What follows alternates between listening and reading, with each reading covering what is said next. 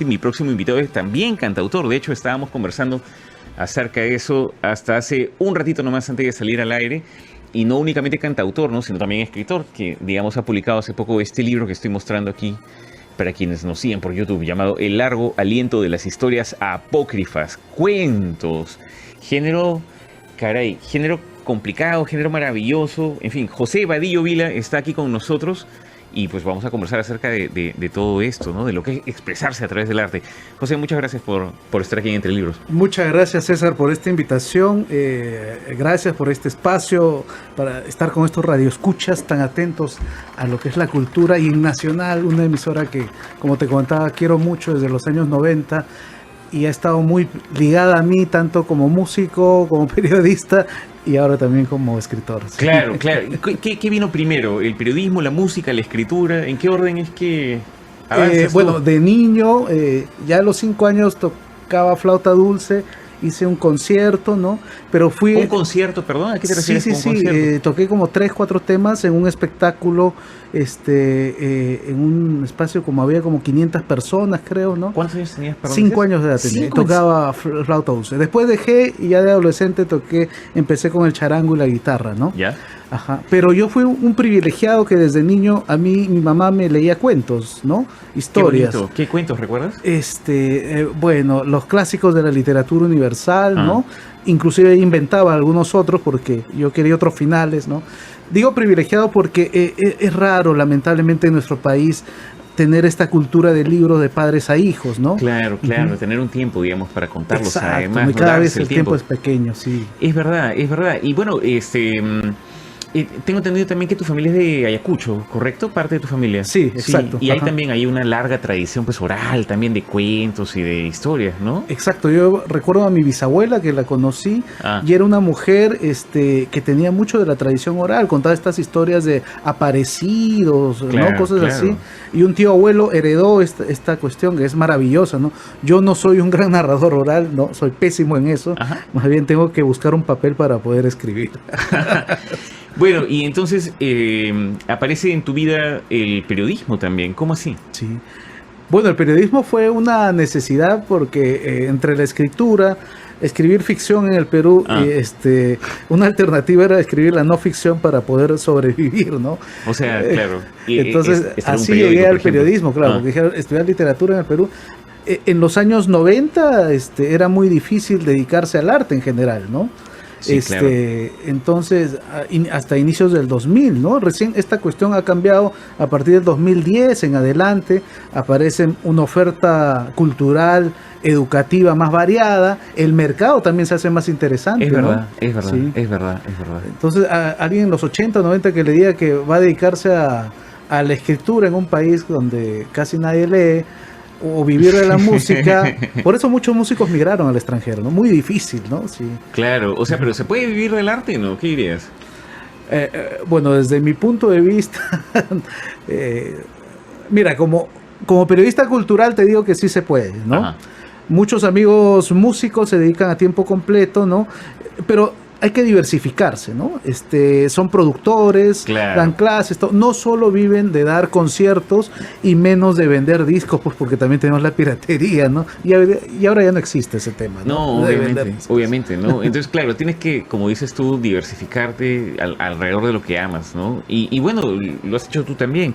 Pero lo que me llama la atención era lo que te comentaba también antes de salir al aire, es precisamente esa diversidad, porque, digamos, me parece a mí que las personas tienen como la idea de ya, entonces voy a hacer esta cosa y voy a hacer esta cosa y me quedo en esta cosa, pero tú has desarrollado dos facetas porque has sido músico también o eres músico y al mismo tiempo has escrito ya otros libros antes que este. ¿Este es tu libro número? Este es mi tercer libro de cuentos y cuarto libro en general porque tengo un libro de crónicas que se llama Apus Musicales, perfiles de personajes de la música andina justamente, ¿no? Ah, qué interesante. Ajá. Entonces, sí, yo también a los 25 años recién la tuve clara porque tenía este problema, ¿qué soy realmente? Y finalmente lo que soy es que a mí lo que me gusta es contar historias, ¿no?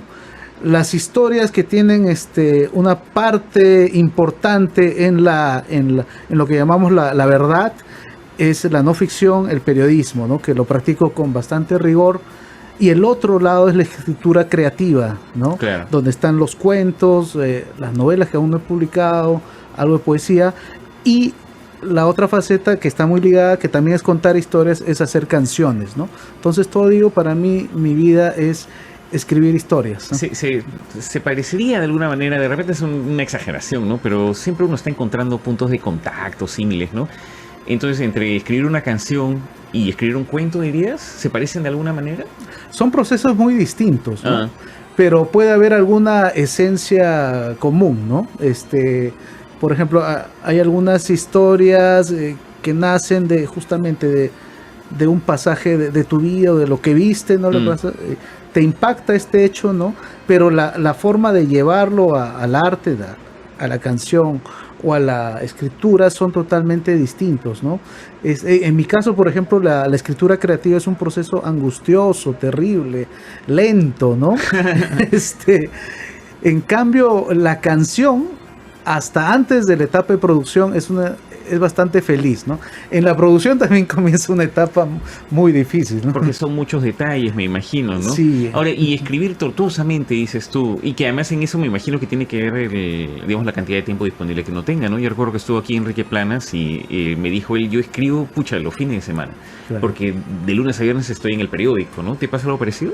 Claro, sí, yo también escribo periodismo, hago diarismo, ¿no? Tengo que hacer un informe diario, ¿no? Entonces, en los espacios que me quedan voy avanzando poco a poco. Sea muy poco en los días de semana, aprovecho mis días de descanso para ir dándole forma, ¿no? Ahí es donde voy produciendo. Y trato de ordenarme más o menos en darle algunos días fijos a la música, pero más es la escritura en general que lo despacio. Demanda mucho tiempo, pues escribir, sí, efectivamente. ¿No? Y te has tomado un tiempo también, porque tengo entendido que han pasado 9 años desde tu anterior libro de cuentos. Voy mejorando, te digo, porque entre el primer y el segundo libro de cuentos pasaron 11 años. Ya. Ahora entre el segundo y el tercero han pasado 9, ¿no? Bueno, pues poco a poco. Me parece muy bien. Y incluso el mismo título, corrígeme si no es así, ¿el título también es autorreferencial en ese sentido? Sí, en ese sentido, y con los epígrafes también tiene que ver con cómo en realidad son las historias las que perseveran en uno, ¿no? Estas obsesiones para poder salir a flote, llegar al punto final, ¿no? Entonces yo califico que la escritura es como un albañil loco, ¿no? Que vas sacando y poniendo ladrillos, en este caso las oraciones, vas armando, desarmando, en este proceso largo y angustiante que es la literatura. Me ha gustado mucho la figura. Podríamos detenernos un instante en ella, porque estoy seguro que hay gente que está escuchando y que también puede estar deseando, no sé, saber un poco más de cómo los escritores escriben, que me parece a mí un tema apasionante, ¿no? Entonces tú dices, un escritor es como un albañil loco. Es un albañil loco, claro, que pone y quita ladrillos, ¿no? Entonces, en un muro ineluctable, interminable, ¿no? Entonces, así son también las frases, los párrafos, uno lo va poniendo, lo va quitando. Claro, ¿no? Vas probando lo que funciona, lo que no, hasta que te quedas con algo, digamos, ¿no? Porque en realidad, antes que ser un escritor, uno es un lector. Y como lector te da mucha exigencia, ¿no? O sea, vas subiendo siempre o viendo, ¿no? Los parámetros, lo que escriben, lo que hay alrededor, o miras a los clásicos y todo, entonces te sientes una pulga, ¿no? Entonces tratas de hacer algo decente en ese camino. No, estaría yo muy desencaminado si dijera que hay también un aliento experimental en estos relatos, porque, por ejemplo, uno piensa en el primer relato, Testigos Fantasmales, ¿no? Que tiene como además locación Chernóbil, ¿no? Y tiene esta disposición en algunas partes del texto. Lo voy a mostrar igualmente para que nos sigan por YouTube. No sé si se llega a distinguir, pero uno piensa, por ejemplo, en Carlos Oquendo de Amat y en sus juegos tipográficos en su libro de poemas. Entonces, te hago la pregunta, ¿no? ¿Hay eso un ánimo experimental, un ánimo de juego? ¿Qué cosa es? Sí, me he permitido en este nuevo libro de cuentos que está en todas las librerías, poder experimentar sobre todo en dos cuentos, ¿no? Que el primero está inspirado justamente en Chernóbil, que es una experiencia que de niño me marcó, ¿no? Viendo por televisión, y años, décadas después reaparece y le doy forma a través de estos peces radiactivos, ¿no? Y también es de alguna manera mirar la poesía hecha hace 100 años, ¿no? No soy un experto en poesía, pero me impactó también poder cómo jugaban y no solo era un valor de las palabras en sí, sino el poder de darle la forma, ¿no? Entonces, en este caso juega como una suerte de bocas, ¿no?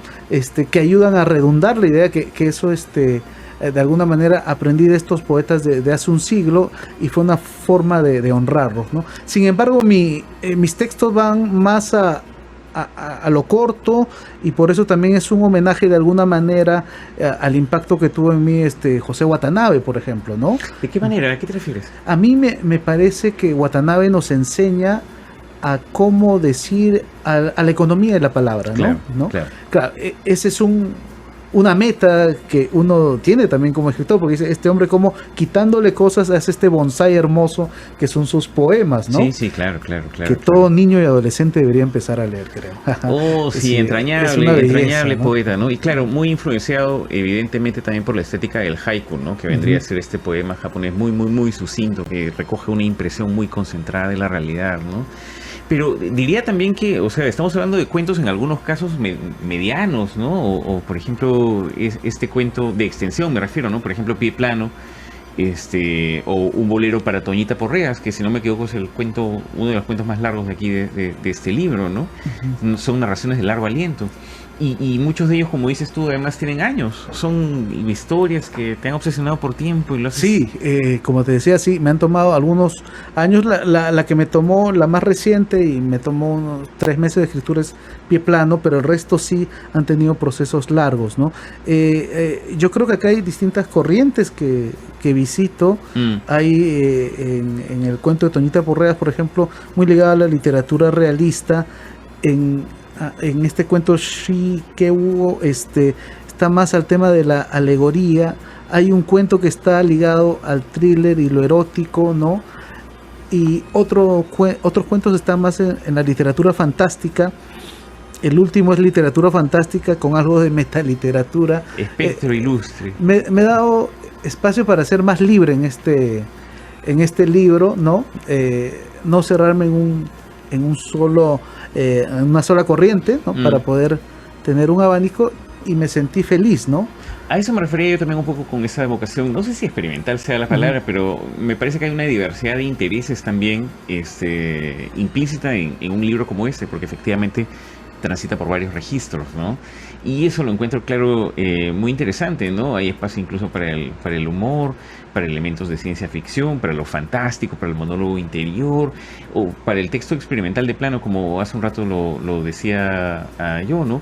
O para el retrato íntimo también diríamos, ¿no? Que me parece muy logrado este cuento Pie Plano que mencionabas hace un instante, ¿no? Que tiene además un epígrafe de Philip Roth de Elegía, ¿no? ¿Cómo elige uno voluntariamente abandonar nuestra plenitud por esa nada interminable? Que es un cuento acerca de padres e hijos, ¿no? Extenso, como decía yo, uno de los más extensos del libro y muy sentido. ¿Contarías un poco sobre la historia de este relato? Te agradezco mucho por las palabras, más bien.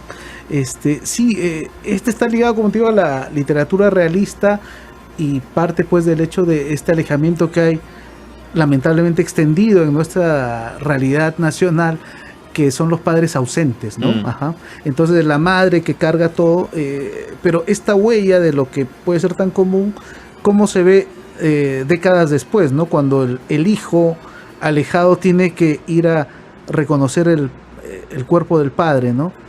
Y poder llenar un vacío de una pregunta que siempre no ha podido preguntarle a su papá, ¿no?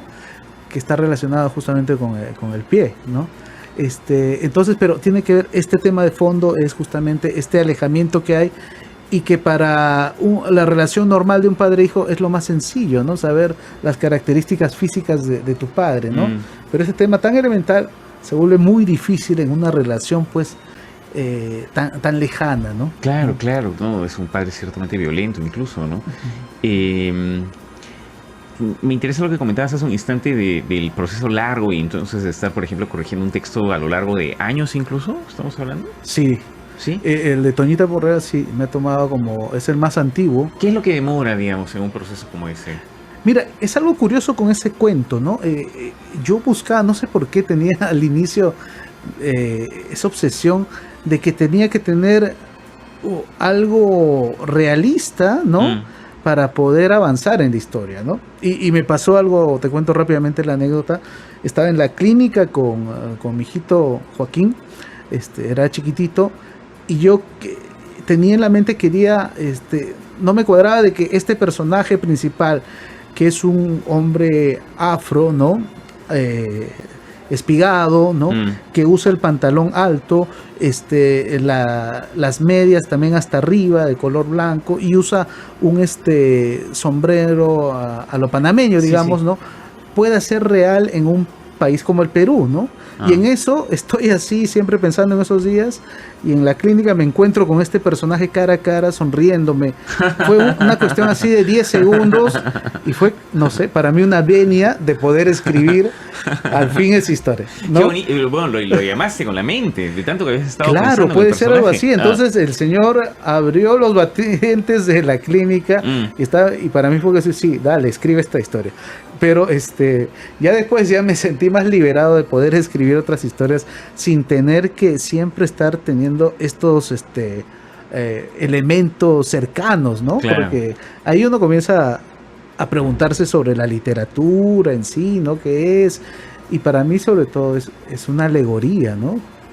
La literatura. Sí, me parece que es una alegoría de la vida, de las situaciones diversas que hay alrededor de nuestra naturaleza humana también, ¿no? Claro. Entonces nos permiten, tal vez por ejemplo el último cuento es bastante dislocado porque hay algo de metaliteratura, como te decía, y de literatura fantástica, porque los personajes se meten en la historia, que también parece un policial, pero en el fondo está a hablar también de cómo los autores tienen que dedicarse a otros oficios o dejan la literatura.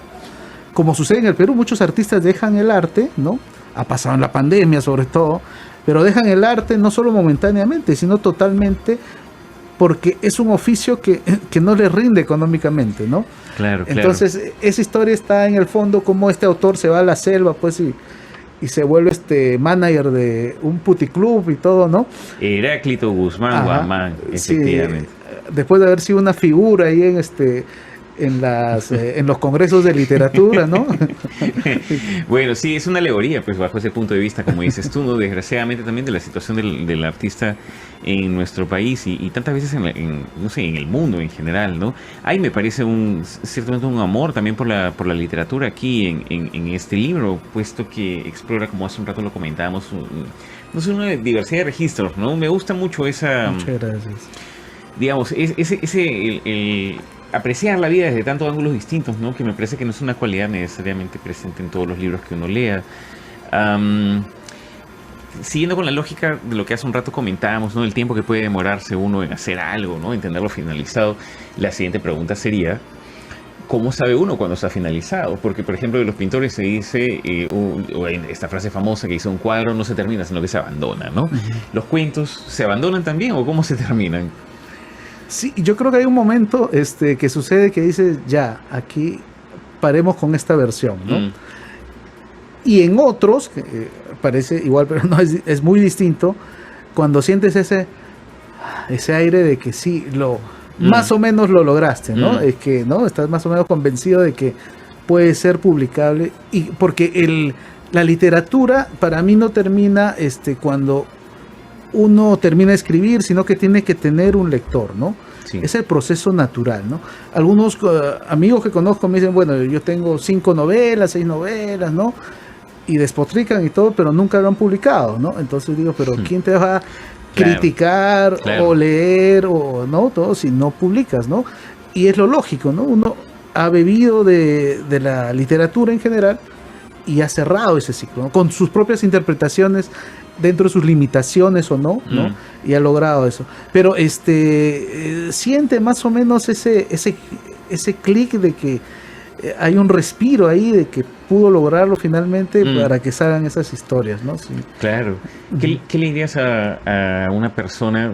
Porque estoy seguro, de verdad, no sé de dónde viene este convencimiento mío de que hay gente que nos escucha y que dice, yo también en algún momento quiero escribir, ¿no?